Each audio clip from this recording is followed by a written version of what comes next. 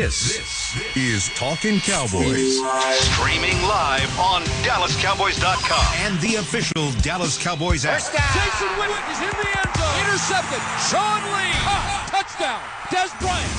Now, your hosts, Mickey Spagnola, Nate Newton, and Rob Phillips. Good morning from the Star in Frisco, and welcome to Talkin Cowboys.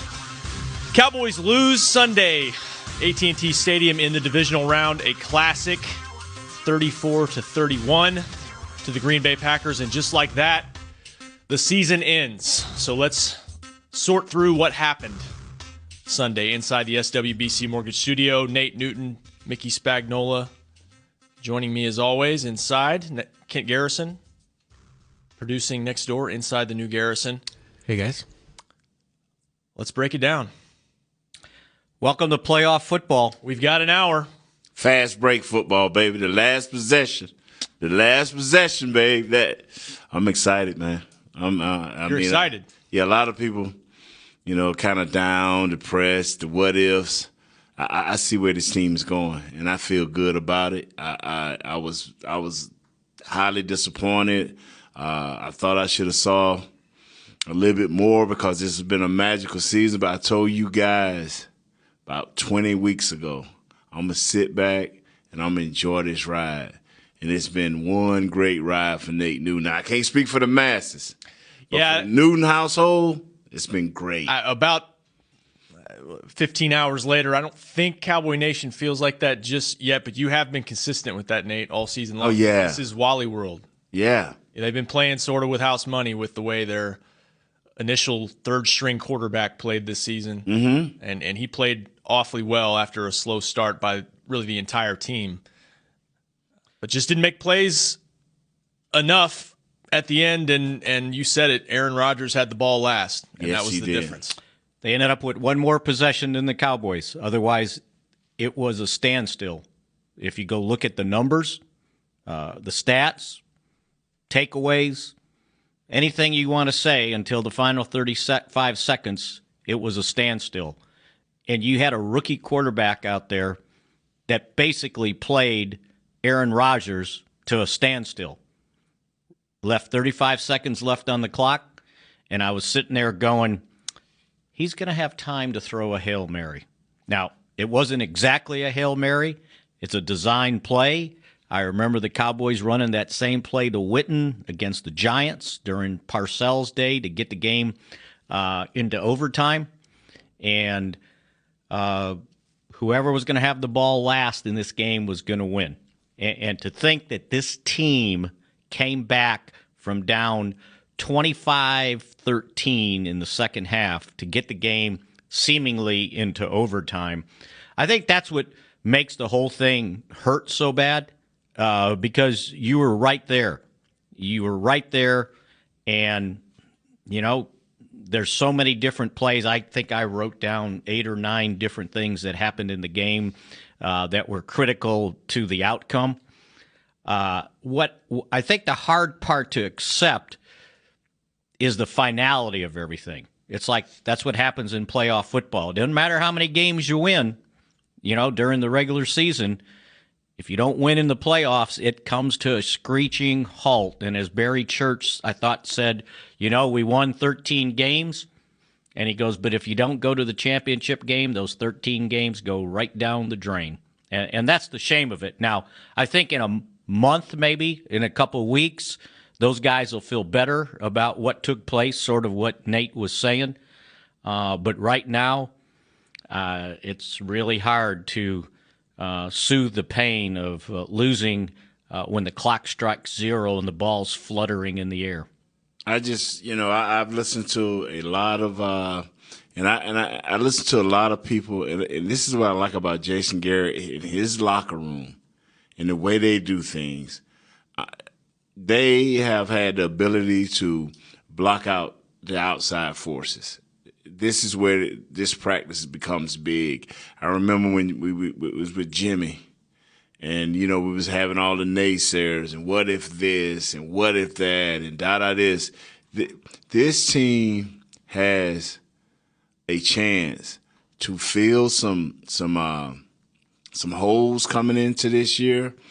be by free agency or by draft choices. They won't have to go out and just spend a boatload of money on some people, worry about from that angle. I mean, I'm moving ahead because after Jason Garrett talks to his team this morning and give them their off-season schedule, what they expect for them to be doing, each player at his own pace and own rate is gonna have to let this go. He's gonna have to store it back in his memory banks, in the back of his mind. Each player do it in his own way, in his own time. But I'm telling you something, man.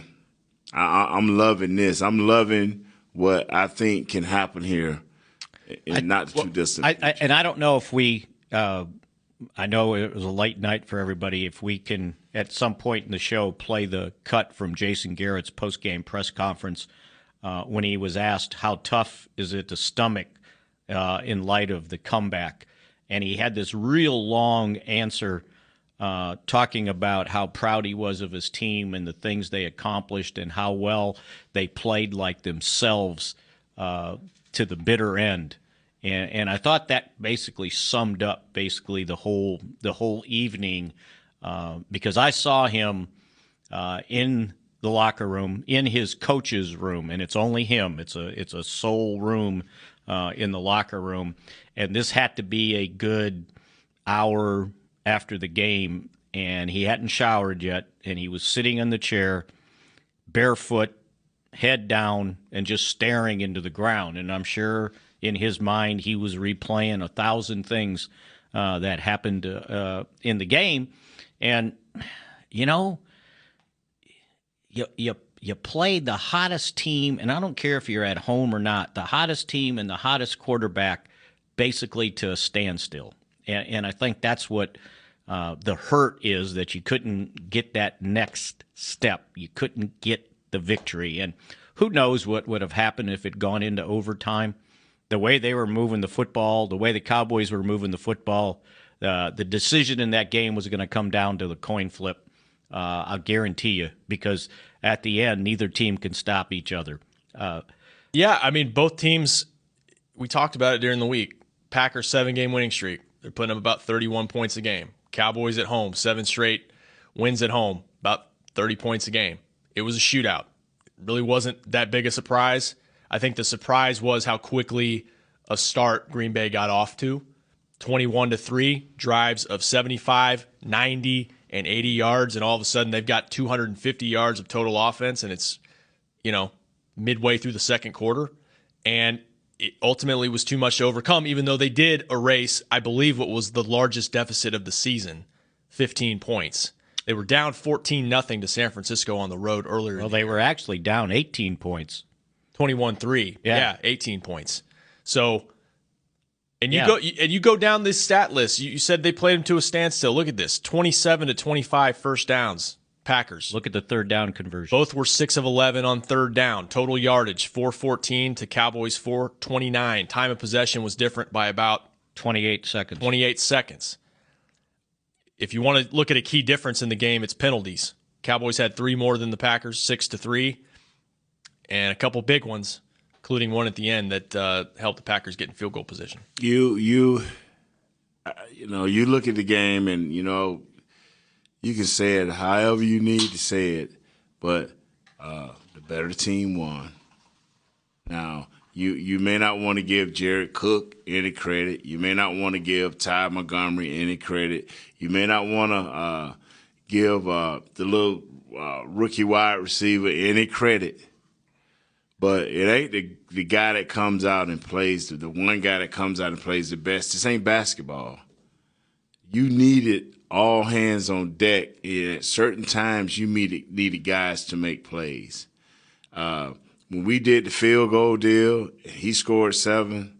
I looked over at Miss Lindsay and say, long night. She's like, what you mean? You don't do that to Aaron Rodgers. You inviting disaster.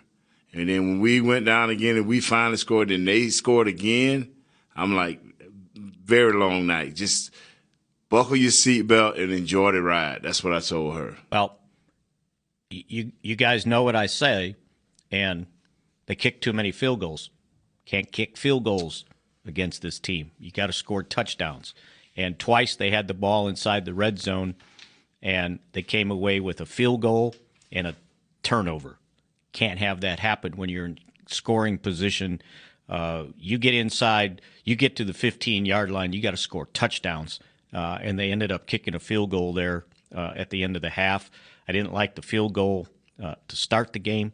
Third and 2. Third and 2, to me, in playoff situation, Green Bay 32-yard line. you got to run the ball twice.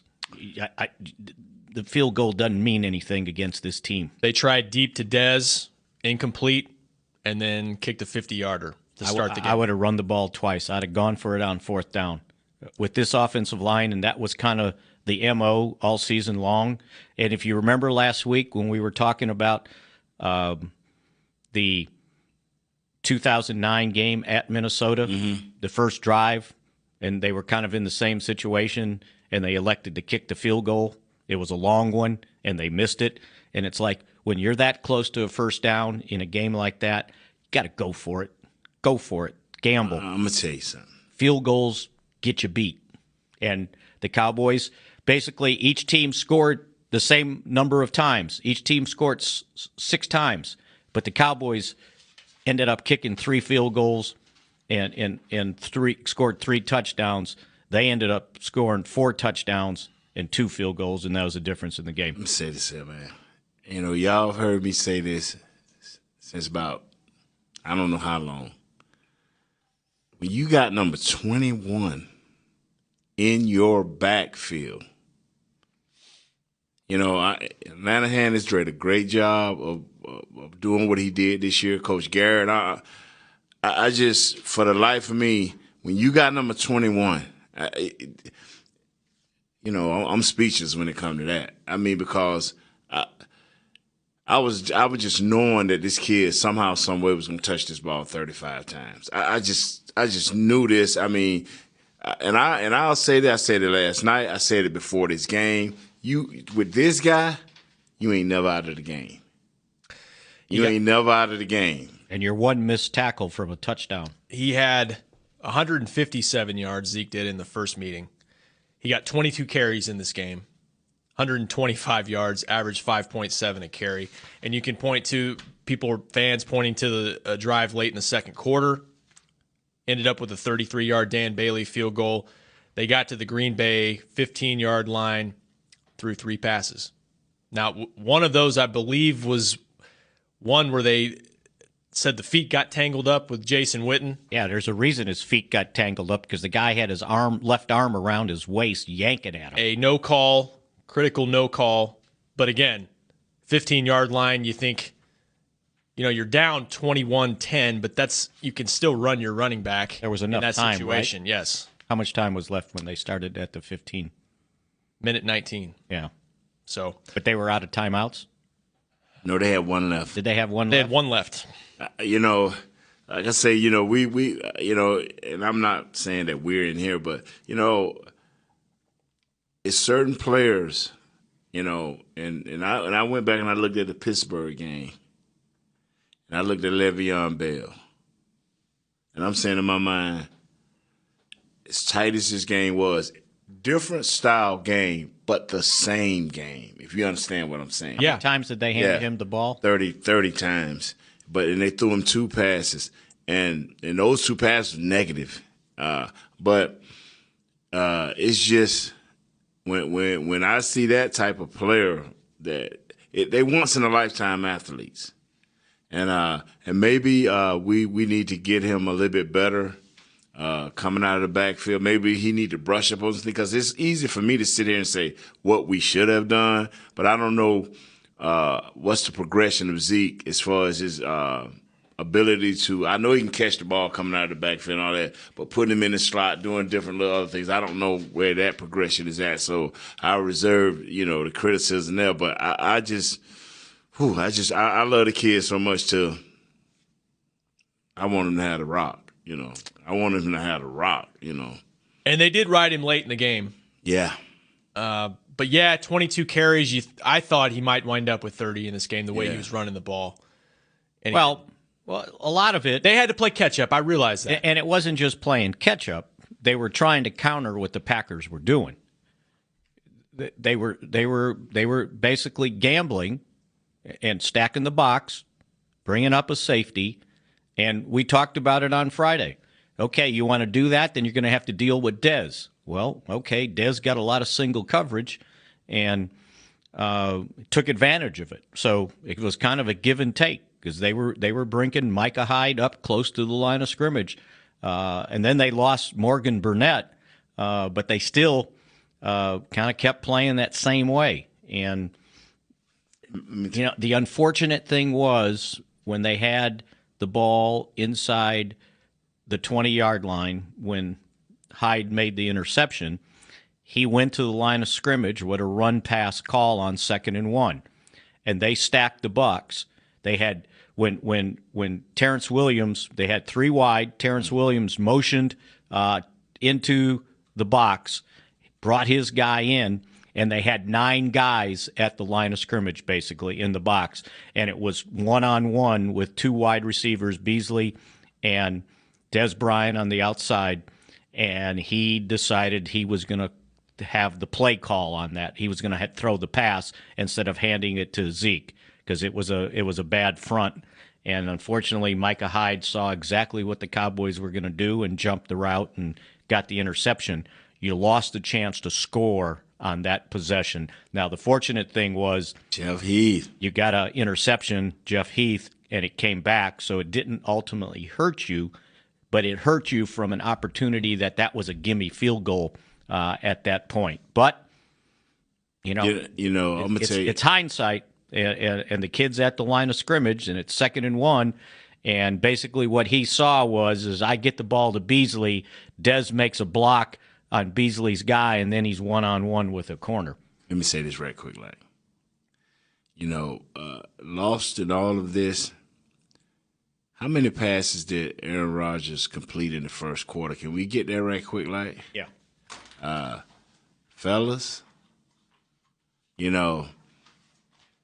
every chance we got last week, every discussion we started out, whether it was a Cowboy, Dax, it ended up on Aaron Rodgers. Yes, Am I correct? Yes. And I kept saying, man, why is this? Are we in Green Bay? I hope Green Bay is nervous about our team as we are about theirs. He was 8 of 11 for 126 yards with a 140.7 quarterback rating. So with 11 attempts into 126, that was 10 yards an attempt. Let me say this right here. People, if you like football and you like uniqueness within the game, go back. And out of those 11 completions, I promise you, every one of them was contested. A hand was on a guy. A hand was in there where the ball was. Guy have his hands up in the touchdown signal, throwing right over his left shoulder. Aaron Rodgers was white hot, on fire. You hear me? He was not only was he fitting passes in that were difficult windows. His receivers they were laying catching out to make sir. catches, and it wasn't just what might end up being a legendary play if they go on to win the Super Bowl, Jared Cook at the end for 36 yards. It was early in the game they were laying out to make catches. I tell people, I ask people, who would you rather have, the 4-3 guy or the 4-8 guy who catches the ball?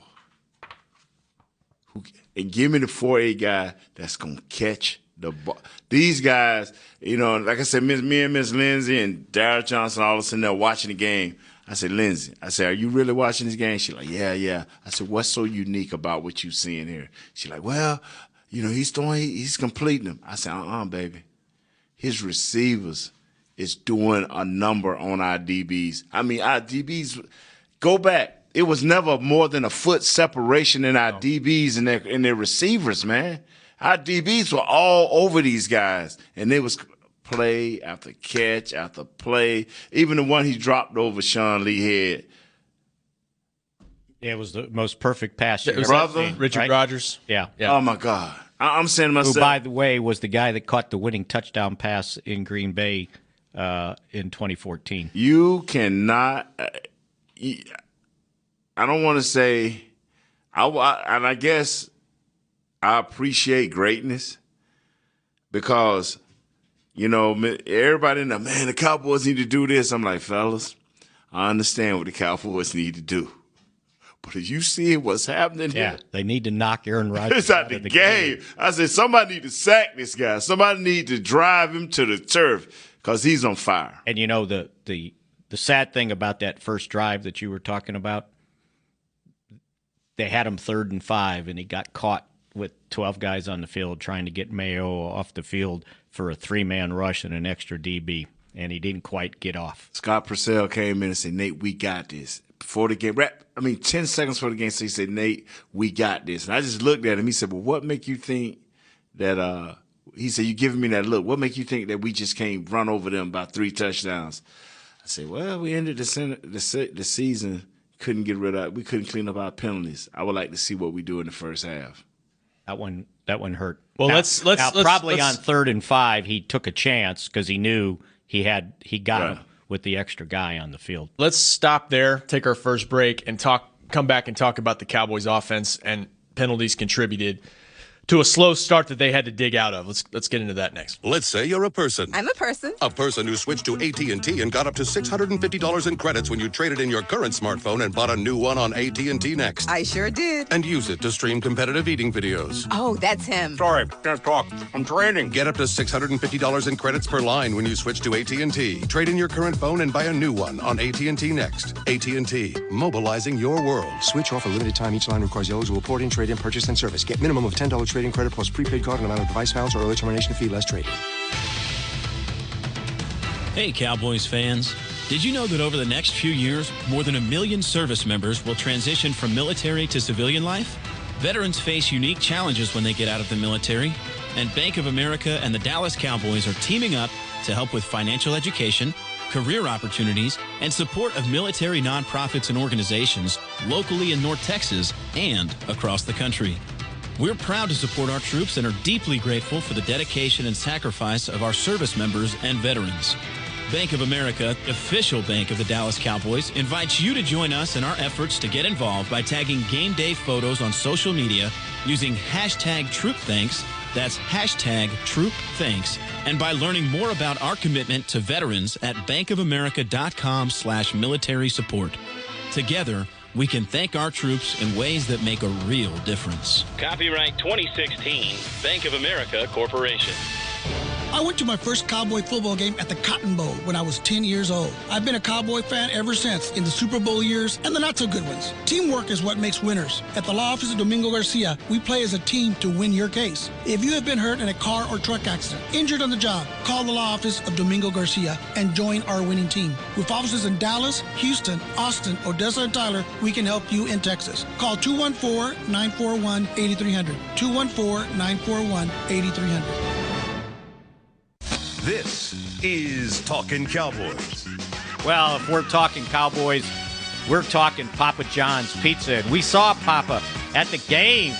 He was fired up because he knew he had some great pizza because of the ingredients. Fresh, whole, and never frozen with those veggies. 100% pork and beef with the pepperoni. With ingredients like that, you get Papa in the suite at a playoff game because he has better pizza. Thank you, Mickey. Welcome back to Talkin Cowboys inside the SWBC Mortgage Studio. Breaking down season-ending loss for the Cowboys, 34-31 to the Packers in one of the best games you'll see in years, certainly this season. Aaron Rodgers makes the play at the end, set up the game-winning field goal for Mason Crosby, and just like that, the Cowboys season's over. Players, I believe, will have their exit interviews today. Clean out their lockers, and as Nate said, get their final report heading into the offseason. I mean, Jason, Mick saw him with his head down and shoes off in the coach's booth after the game for about an hour. But I promise you, he through all the downtrodden feelings, he's ready to go. He's ready to pick himself up off the mat and continue on. Kent, haven't heard from you yet. Out of the Garrison, what are your thoughts on yesterday? Man, it just kind of cemented the fact that Aaron Rodgers is an unbelievable football player. I mean, Orlando Scandrick was talking in the locker room after the game, And he was asked, I think, what do you think you guys did wrong against Aaron Rodgers? He said, I wish we knew. And he said 31 other teams in the NFL wish they knew how to defend that guy. I mean, you can only do so much against players that good. And, man, they played a heck of a game. I think it cements that the Packers are a really good football team and that the Cowboys are a really, really good football team. They can compete with them with two rookies at the helm like they are. It's unbelievable. But I thought they were out of it for about 3 different times in the game, that it was unreachable. But they came, they fought back, they really showed who they were in this game. And then that is competitors, and they're never going to go out without a fight and at least give all they have. And they gave all they had, and it was just an unbelievable play at the end. What can you say? You got to tip your hat to the guy, you know? Jason Garrett, after the game, said the quarterback, referring to the Packers quarterback, at the end of the day, they're going to talk about that guy as one of the top 3 quarterbacks who ever laced them up. He ended up 24 of 38 for 302 yards, sacked twice, 3 touchdowns, 1 interception, a 103.2 quarterback rating. Oh, that was Dak. Excuse me. I saw the numbers looking so great, I thought that must have been Aaron Rodgers. Aaron Rodgers was 28 got us. 43. He didn't get me. For 356, sacked 3 times, 2 touchdown, quarterback rating of 96.7. So the rookie quarterback ended up with a higher quarterback rating and 1 more touchdown pass. But postseason record for a rookie, by the way. They scored more touchdowns than the Cowboys. Can't kick field goals. Can't kick field goals. You referred to that first when drive. he said 302, I knew he was going through Dax. He got me because I was kind of half listening. No, I circled it, and I circled Dax, and I was thinking that was Rodgers. You know. And here's the other difference. Jared Cook, 6 catches for 104 yards and 1 touchdown. When I tried all week, I said, where are those extra? To Jared Cook. He cannot stop raving about his tight end. Yeah. I mean, every time you listen to the announcers and they mention Jared Cook, the announcer the color guy or either the analyst goes right into like a 10 to 30-second speech on Jared Cook. I mean, I knew he could catch the ball, and this is how good I know Aaron Rodgers is. I know this kid could catch the ball coming from the other 2 teams that he played for, but not like this. Not like this. Quarterback can help make a receiver, and he got some sweet feet on that last catch. By the way, that was all him with the sweet feet. Yeah, and yeah, you know they didn't miss Jordy Nelson as much as you thought because hey, they didn't have Jared Cook in that first. Let me tell you something. Tom Brady, Peyton Manning, Big Ben. Receivers come in, and these guys basically, along with their position coaches, say, this is how I want things done. This is how I want things run. I'm going to get you the ball. Catch. A lot of times I think the best receiver don't always make these guys' team. The most athletic or the most fastest guy. Right. Or if you are that guy, you see real quick, if I don't catch the ball, I'm not going to be around very long. You know, and these guys, it'll be a long time before I erase this one off the TiVo thing because, you know, I was looking at it. I'm trying to look at the Cowboys, but I just keep going right. Oh, wow, that was nice. And the thing about that play too, Cowboys were in that 3-man rush. They had, I believe, Tyrone Crawford, David Irving, and DeMarcus Lawrence rushing on that final big play that set up the winning field goal and dropped an extra defender into coverage, and he still found a way to get behind the defense in that zone. I think somebody bit up on something too soon. They let him out of the pocket, number one. Mm-hmm. You know, he rolled to his left, and he was out of the pocket. And so he bought time for Cook to get down the field and come across. Byron Jones said they were in a zone coverage. So He was underneath. He was supposed to have help over the top, but they ran somebody else down the field. And when you have time like that, you can't let the guy get behind you. So there's an open spot kind of in that belly, and he found it.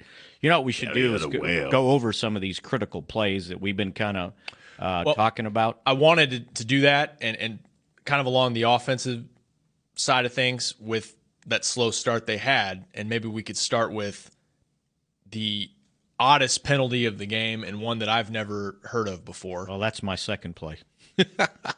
You got one before that? Yeah, 3rd and 2 at the 32-yard line on the first drive, and you end up with a field goal. Now, he tried to go deep towards the end zone to Dez, and to me, that's the one I was talking about. You hand Zeke the ball twice because he's going to get 1 yard, and you're going to have 4th and 1. He's going to get 1 yard, and you're going to have a first down. But they settled for the field goal and tried to, I don't know if you want to call it getting greedy or what, if that was the play call, if that was the read. But that was an opportunity to start the game off 7. Because when they deferred on the coin toss, I said, why would they do that? They're going to be behind 7-0. And here they go, boop, boop, boop, boop, boop, right down the field. And then they ended up with a field goal. And then they scored a touchdown because of the play, one of the plays that you're talking about. 2nd and 5 at the Green Bay 37. They complete a 22-yard pass to Terrence Williams down to the 15. And they called the Cowboys for the unsportsmanlike conduct of sending a guy in and then bringing him out when he didn't participate. Now, the official... Would you like to read that? Yes. Unsportsmanlike penalty for 12 minutes. They called it unsportsmanlike penalty for 12 men on the field. That's not right. It was for an illegal substitution. They brought in a 2-receiver set on a substitution, and number 19, Bryce Butler, was one of those 2 players. And he came into the huddle, stayed in the huddle, then departed. He was substituted for. He has to stay either in the game or they can call a timeout to get out of it. Of course, he went out. It's not an obscure rule. It's just part of the substitution mechanics and part of the substitution rule. I think obscure is the right word if nobody's ever heard of it. I mean, it doesn't mean it's not a rule, but I mean, it's definitely a rare they knew call. It because there was about 3 flags thrown, so they saw it. But the reason they don't call it for like too many men in the huddle is because you have an opportunity to call a timeout to save yourself. That's why they let the play run. Now, did that have anything to do with the 15-yard completion? Absolutely not. The other thing that I would dispute on that, it said he came into the huddle and stayed in the huddle. They never huddled. They were kind of muddling around. Dak Prescott was a good 5 yards from where all the rest of the players were. Butler came in. He got to where the players were muddling. It wasn't like a huddle, okay? And then he looked up and they were calling him out. So he came back out of the game. So what's a huddle? Was he in the huddle? Was he on the field? Did he come back out? You know, and I think that, you know, they jumped all over that. I don't know if they were trying to prove, you know, what they knew, but that ended up being, a 15-yard penalty, and they ended up punting on that possession when you had the ball at the 15-yard line. And picked up 22 yards. As Jason Garrett said, is more like a 30 or 40-yard penalty. Kent? Had they broken the huddle yet? They were never in a huddle. Guys can come and go as they please, even if they're in the huddle, right? Well, as long as you break the huddle, then they can't go off. Dak said they were in a huddle. Well, they weren't. I went back and looked at it this morning. He was 5 yards from where everybody else was, looking at the bench, trying to get the play call in, and then he went into a huddle after Bryce Butler left. If Brad Sham's never heard of that in all of his years watching and broadcasting, and Jason Garrett's never heard of that in his years of coaching and playing, why is this the time to enforce that rule all of a sudden? And you can throw me in on that one, too. Mickey, I've never seen it before in my life. I mean, it's unsportsmanlike. Just kind of dumbfounding, you know? It's like, why are we going to let this affect the game, you know? Well, they did. Yeah. So that was my second play. You got a long list. How many points did Green Bay score? 34. But you had to outscore them. I said you needed 35, and I was right. Brother. You know what? Do you realize they were right on my score? If they had scored a touchdown instead of kicking the field goal to tie the game, it was going to be 35-31. Well, somebody had a good day at least. God. Good job, Mick. All right. 3rd and 5. Green Bay. Too many men on the field. That was the first possession. And they went on and scored a touchdown. The penalties that you're going to name, the ones that the penalties that you can control that hurt this game. Okay, what the referees did, we can't control that for something that nobody never knew existed, but right. It's in the rule book, so it is correct call. Right. But the plays that you could control as a coaching staff and as a player. Now, what was that last one you just mentioned, Mick?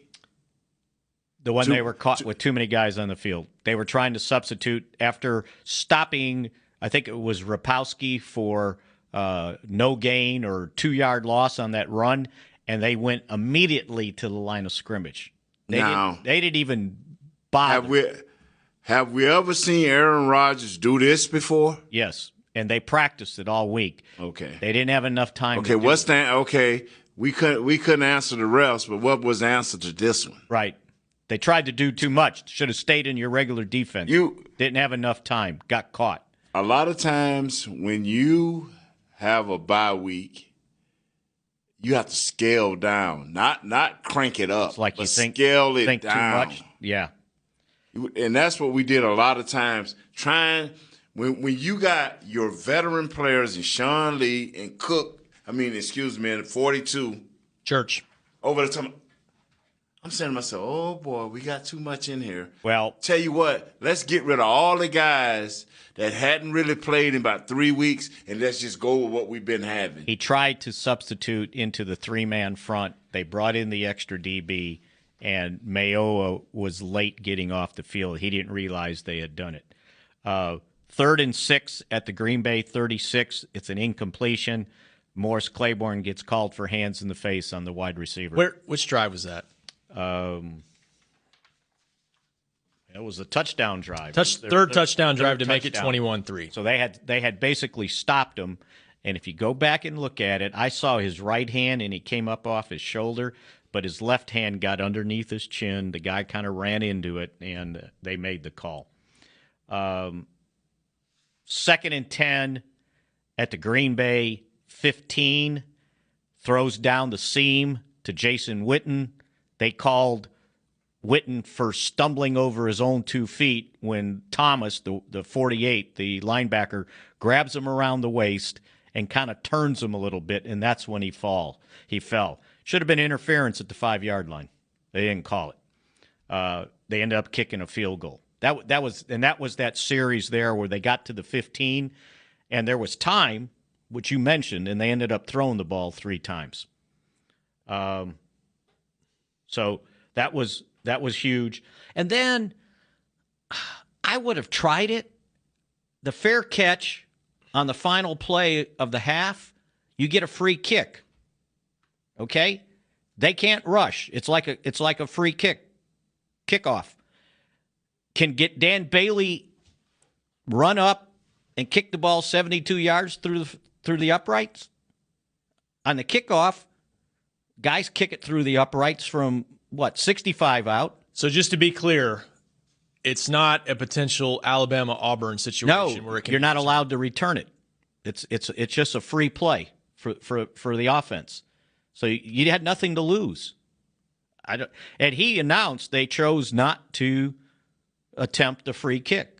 Which, if he makes a miracle 72-yarder, it's 21-16 Packers going into halftime. Right. Miracle probably, but who knows? Why not? At the end of the half, the Packers had 7 plays of 15 yards or more, which you were talking about the first. They ended up with 10 plays of 16 yards or more for the game. So most of them were in the first half until that last drive. They had in 9 games, they had 47 plays of 20 yards or more. Yeah. Yeah. Explosive. We already talked about my next play. 2nd and 1 at the Green Bay 19 when the ball got intercepted by Michael Hyde. Run pass option. Dak said I should have run the ball. Well, the read he saw said he should have thrown it, but guess what? Micah Hyde did some studying. He knew what was coming. He jumped the route. Yep. He knew exactly what was coming. And they got beat on it. Now, why even get into that situation? Line up with 2 tight ends and run the ball up the middle and get the first down. Put in Jumbo Joe. Or if you're going to get intercepted, at least throw the ball to the end zone, right? Not one down the line of scrimmage. And as you mentioned, they did get the ball back 8 plays later with the Heath interception and went down and scored. But they were driving in that situation, and time factors in too. And then when they kicked the field goal to go up 31-28, the Packers were facing 1st and 10 at the Dallas 41. Heath intercepted the ball. Oh, no, I'm sorry. Yep, you're there. You're right. It was Dallas had the ball. After Heath's interception return. Zeke runs for 14 yards, and they called Doug Free for holding. He had the guy, and the guy turned his back to him as Zeke went by, and he didn't get his hands off him, I guess. I don't know, Nate. You know better about holding. All I know is if I'm wow. No, I mean the call. Yeah. I mean, he's got his hands on him. He blocked him just the way you're supposed to, and the guy turned on him. And so now he's got him from behind. Well, what they looking for is that was the jersey torqued? No. So he blocked him. Like I got my hands on your shoulders. And I turned. And you turned. Right. Now I got you from behind. Right. And now it looks like I'm holding you. If they'd seen the whole thing, what they wouldn't have called holding. You know what the problem is? The problem is you cannot and you should not, and the owners should be well aware of this, is you don't have all-star crews in games as big as this. This is not an all-star game. This is a playoff game where it's one and done. Don't go out and get 8 different guys from different crews because they graded the highest. Bring in the highest rated crew so everybody will be at least familiar of what each guy is doing. You know, I think that would help in continuity for us refs, but a lot of these things that y'all named. And if that's an all-star crew, I hate to see the grades in the guys that didn't make it. Okay, I got one more play that we need to discuss. Quickly, we need to go to break. The Cowboys have 3rd and 3 at the Green Bay 33. It was the drive at the end when they're down 31-28. They had spiked the ball on first down through incompletion on second. Through a 7-yard pass to Beasley on second down. He gets out of bounds. So it's 3rd and 3. It's the one that Perry bats the ball at the line of scrimmage. Yes. Well, quick slant to Dez. Right. What happened is they ran a stunt on the backside, and Clay Matthews came free. Leary didn't get over quick enough to pick Matthews up, and Matthews hit Dak from behind just as he was releasing, and Perry was blocked. He was like 5 yards off where the quarterback was, and he goes up and bats the ball. If he throws the ball accurately to Dez, he's going to run to the 10-yard line. There was nothing in the middle of the field because they went with Witten, and no one went with Beasley, by the way. He could have dumped the ball to Beasley. He looked left. He didn't give a chance for the play to develop, and he went back to his right, and he saw Dez. He was going to have to make a perfect pass, but Dez was going to go to the 10-yard line because that's where the safeties were, and the ball got batted at the line of scrimmage. So those plays, if you convert there, you're going down to score a touchdown. And that's what I was trying to explain to the guys this morning because they got all over him for spiking the ball. And it's like they weren't trying to kick a field goal. They were trying to win the game at that point. And you wanted to save the timeout so you could throw the ball down the middle of the field. And if nothing else, you can get a timeout to kick the field goal instead of trying rushing guys in a haste. And that's what they always do, save the timeout. And I thought spiking the ball was fine. They got Beasley out of bounds. You got 44 seconds left. You're going to attack the field to try to score a touchdown, not kick a field goal to try to end the game. And so now that's what the narrative is. Well, if you hadn't spiked the ball, you would have kicked the field goal, tied it, and they wouldn't have had any time. Well, you know what started that, right? That narrative? Aaron Rodgers saying after the game, quote, a little too much time on the clock. Well, I knew there was too much time on the clock. No, I'll tell you what started it was Joe Buck saying, I don't know why they would spike it when they had a timeout in their back pocket. And it's like, Joe, great guy, but sometimes you don't know everything. Okay, go to break. You okay? I am. All right, let's take our final break. Come back. Hey, by the way, 888-855-2297 if you guys want to get a call in before the show ends, and we'll go call heavy tomorrow, recapping this game. But continue with reviewing Sunday's loss next. Ready, hit! Get closer to America's team with Miller Lite. For your chance to win Cowboy tickets and tailgate passes to every home game, visit MillerLite.com/Cowboys. No purchase necessary. Starts August 1st, 2016. Ends December 12th, 2016. Oklahoma and select Texas residents 21 plus only. Void where prohibited. See official rules at MillerLite.com/Cowboys for details. With great beer comes great responsibility. Copyright 2016 Miller Brewing Company, Fort Worth, Texas. Let's say you're a person. I'm a person. A person who switched to AT&T and got up to $650 in credits when you traded in your current smartphone and bought a new one on AT&T Next. I sure did. And use it to stream competitive eating videos. Oh, that's him. Sorry, can't talk. I'm training. Get up to $650 in credits per line when you switch to AT&T. Trade in your current phone and buy a new one on AT&T Next. AT&T, mobilizing your world. Switch off a limited time. Each line requires eligible port-in, trade-in, purchase, and service. Get minimum of $10 trade-in credit plus prepaid card and amount of device balance or early termination fee less trade. Star Sports Tours is the only official fan travel partner of the Dallas Cowboys, offering exclusive game weekend travel packages with sideline access and photo ops with current players, Cowboy legends, cheerleaders, and me, Brian Broaddus. Want to stay at the team hotel? With Star Sports Tours, you can. And our outstanding ticket selection is unmatched. You can trust the official travel partner of the Dallas Cowboys, and with us, you'll travel like a pro. Visit starsportstours.com to book your travel packages today. When an injury keeps you from being active, you want one place that has the expertise to care for all your orthopedic needs.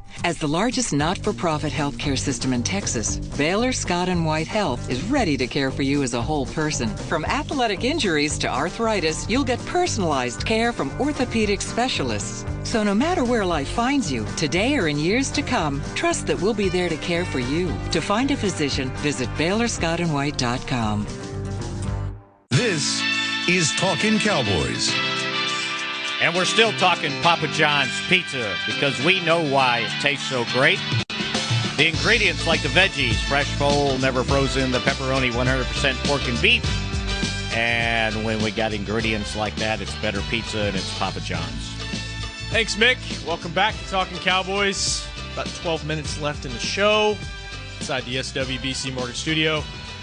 Haven't heard from the fans yet, unless there's anything else you want to hit. You just finished a long list. He can hit whatever he wants. I forgot the one play. Let me tell you what. He can hit whatever he wants, but he better hit Aaron Rodgers.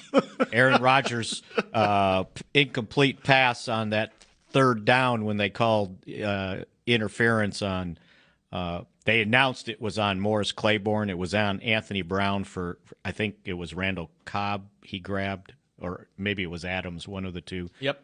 And they initially were spotting the ball wrong. They finally fixed it and didn't understand why they didn't call holding, not interference. The head referee, Tony Corrente, maintained the ball was in the air when the hold occurred. The shame of it is he was throwing the ball away because the ball basically, and that was another Heath interception, by the way. He was trying to throw it out of bounds. So it's another one of those bang bang calls. Was the ball in the air when the hold occurred? Because the hold occurred 10 yards up the field from where, or maybe even more from where the ball landed. Mm-hmm. Hard for me to believe the ball was in the air, but that was one I didn't go back and look at. All right, Kent, what's on the fans' mind today? Let's find out. Xavier, you're up. Hey guys, how you doing? Good. Mickey, Rob, Nate, man, this is my first time actually calling in. Appreciate you joining us. It's glad to meet you guys. Hey, so I guess I don't really have a question. I think what I was yelling at the TV about was those short yardage passes that they were actually doing. I want to say significantly, really, it was the short yardage where we had the 2nd and 1, where we had the actual interception, the 3rd and 3, and I believe we had another one that was 3rd and 2. I want to hear you guys talking about that, or what you guys had to comment on about that. Yeah, I think we already mentioned on the 2nd and 1 for sure that it was a run-pass option. They loaded the box with 9 guys, and Dak changed to the pass, and Micah Hyde jumped it. I think we talked about the 3rd and 2, said I would have had no problem if they ran Zeke twice on 3rd and 2 and try to get the first down on that first possession. All right, Kent, let's keep rolling. All right, Costas in New York. Go ahead. Hey, it's Costas again. How y'all doing? Good. Hey, I just wanted to say this is the hardest loss as a Cowboy fan I've seen. I thought for sure we were going to win yesterday. I mean, I feel so bad. I remember being a little kid when we lost on Monday night to the Dolphins and smashing my Cowboy doll. But it was just, I couldn't believe it, the way we came back and fought. Anyway, that's all I got today. I'm just, looking forward to the draft now. All right. Well, we're here for anybody to vent if they need to vent. Yeah, this is tough. It's a tough morning for a lot of people, including not just the team. Cowboys Nation is hurting today, too. It was funny, Kent, after the game, when I got down on the field and I start making my way towards the locker room all across the field, and people weren't leaving. Everybody was just still sitting there like, is this really over? Is it done? That's how I felt. I just... there's a storm coming in the area. No. This was before the storm. They told people not. I'm talking like just minutes after the game left. When you were on the field doing your post-game deal, the people were still in the stands. No one was leaving. Well, I could see from my post-game deal. Okay. It was an adrenaline rush. I mean, to go from Dak doing that 2-point conversion to your season being over in basically a minute's time on the clock. I mean, it's tough. Did everybody understand what was getting ready to come on that 2-point conversion? When they lined up, I'm going, oh, he's going to run a quarterback draw. Cross your mind. Oh, you were probably down on that. I didn't know. He had it so spread out. I mean, he had a ton of options down there. I think knew it was going to be a quarterback draw. Quarterback draw. Scored 8 points. I'll tell you, the gut punch part of it, I think, for fans is, and Nate kind of alluded to this, you had the number 1 seed, 13 wins, you tied a franchise record in the regular season, home field advantage, and you lose in the divisional round, your first playoff game. Yet, they played to the final whistle. They emptied the bucket. They've got these young guys that they can look to towards the future. So there's things to build on, but at the same time, it doesn't erase the disappointment that you thought this team could go farther than this. It's the immediacy of it. Just go. Yep. Just don't let, and I'm talking to the true Cowboy Nation, don't let your local talking heads tell you this season was a failure. That's what's going to happen. It was gut wrenching. It just left a hole in me. Right after the game, I was like, wow, like a big empty feeling. Yes. Did you want more? Yes. Did you deserve more? Always. But do not let some of these dummies, your local people, just say, hey, that was a failure. No, it was not a failure. And when I was driving home last night, I heard a promo for whatever was going to happen today from one of your guys, and that's exactly what was said. If the Cowboys lose this game, this entire season's a failure. Don't. That was before the game was played. Don't believe that, fans. I mean, I'm telling you, I woke up this morning. I'm smiling. I'm feeling good. I'm working out hard. And I think, wow, it's a gut wrenching feeling, man. Nate, I think there's a difference between disappointment and failure. Failure is a very strong word, brother. Turn your radio on. Then. Oh, I know. I know. Yeah. And I think the Cowboys know the criticism that comes from losing. With being the star, yeah. Being the star, being the number 1 seed. Yeah. No question about it. But you have to, And it's going to take some time, I think, for people to put this in a broader perspective of what this team was looking at in August and the point that they got to. Man, I mean, nobody saw that coming. Now, the expectations raised, and that's why there's extreme disappointment today. But nobody thought they'd be even in this situation. But the situation is you could never get away from – I understand about, okay, once we got 10 games in, 12 games in, I understood that the expectation was raised up. But I mean, you can categorize this very simple. The future is bright. The future is bright. You one or two plays away. If you one or two big plays away, and maybe what I'm trying to say is, if we could have got to him just a little bit more. Because for me, the way I looked at the game, for me to say we need some more DBs, that means I did not look at the game. Mm-hmm. I challenge any Cowboy fan to go look at this game and watch Aaron Rodgers throw this ball. This dude, his receivers were over the top in receiving this ball. Now, can we have put more pressure on him, made these throws more difficult? Yes. He was already on a scale from 1 to 10. He was throwing 8, 9s, and 10s all night. That's kind of the ironic part that struck me was 2 years ago they played this guy in the playoffs, and what was the narrative coming out of that game? They didn't get enough pressure on him. Yeah. And they took some steps in free agency in the draft that offseason to make sure that didn't happen again. And they wound up in the same position 2 years later. Outstanding offense. Hey, the defense played well all season long, but I think you look at the pass rush, and they're going to have to, they didn't have Randy Gregory in this game, suspended. They're going to have to look at that pass rush in the offseason. If you have a weakness, and you play the wrong team in the playoffs, it'll get you. It will come up and grab you. We played against a Philadelphia team that had us basically almost in the same position. Difference is, one thing is different. They didn't have a quarterback that we faced last night. Right. And I'm not going to allow fans,